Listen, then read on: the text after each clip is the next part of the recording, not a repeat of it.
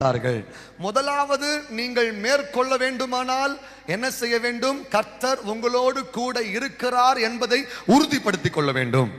இரண்டாவது, நீங்களும் நானும் இந்த உலகத்தை, இந்த பிசாசை, இந்த உபத்திரவத்தை, இந்த பிரச்சனையை, நாம் சந்திக்கிற போராட்டங்களை மேற்கொள்ள வேண்டுமானால் நாம் உபவாசித்து ஜெபிக்க வேண்டும். இந்த வகையான பிசாசு ஜெபத்தினாலும் உபவாசத்தினாலுமே அல்லாமல் வேறு எதனாலையும் போகாது. நீங்கள் மேற்கொள்வதற்கு உங்கள் ஜெபம் மிகப்பெரிய அவசியம். எஸ்தர் மிகப்பெரிய ராஜாத்தி தான்.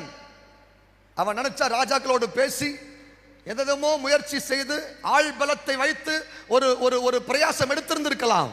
ஆனால் அவளுக்கு தெரிந்தது, இவர்களை காட்டிலும் என்னோடு இருக்கிறவர் பெரியவர். அவர் பாதத்தில் போய் முழங்கால் மடக்கிட்டேன்னா அந்த முழங்காலுக்கு எனக்கு பதில் கொடாமல் இருப்பாரோ? முழங்கால் மடக்கினாள், உபவாசித்தாள், ஜெபித்தாள்.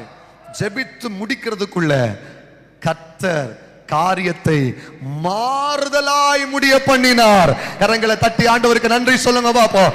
இன்றைக்கு நீங்கள் முழங்கால் மடக்கி ஜெபிக்க ஆரம்பிக்கும் பொழுதே நான் விசுவாசிக்கிறேன், இன்று ராத்திரியே கர்த்தர் காரியத்தை மாறுதலாய்.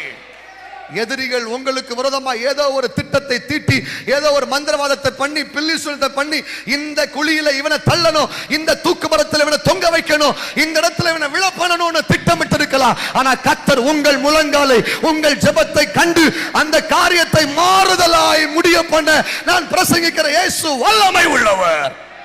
ஹல்லேலூயா.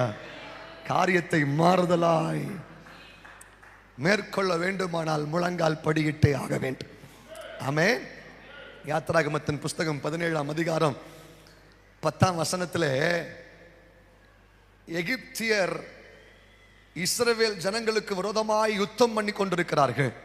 அப்பொழுது மோசே இஸ்ரவேல் ஜனங்களை வழிநடத்தி கொண்டே வருகிறார்.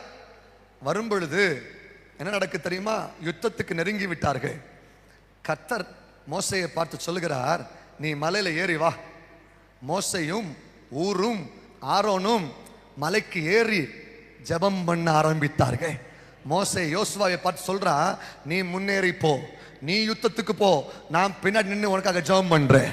யோசுவாவை யுத்தத்துக்கு அனுப்பிவிட்டு மோசையும் ஊரும் ஆரோனும் மலையின் உச்சியில் ஏறி கோலை உயர்த்தி யெகோவா என்னும் நாமமுள்ள தெய்வத்தை நோக்கி பார்த்தார்கள். கர்த்தர் யோசுவாவுக்கு வெற்றியை கட்டளையிட்டது உண்மையானால் இன்றைக்கு எந்த குடும்பத்தார், ஒருவேளை உங்க வீட்டுக்காரங்க பிரச்சனையில சிக்கி இருக்கிறாங்களா, ஊழியம் பிரச்சனைக்குள்ள சிக்கி இருக்கிறதா, நம்முடைய தனிப்பட்ட பிள்ளைகள், நம்முடைய பெற்றோர், நம்முடைய உறவுகள் ஏதோ ஒரு உபத்திரவத்துக்குள்ள சிக்கி இருக்கிறார்களா,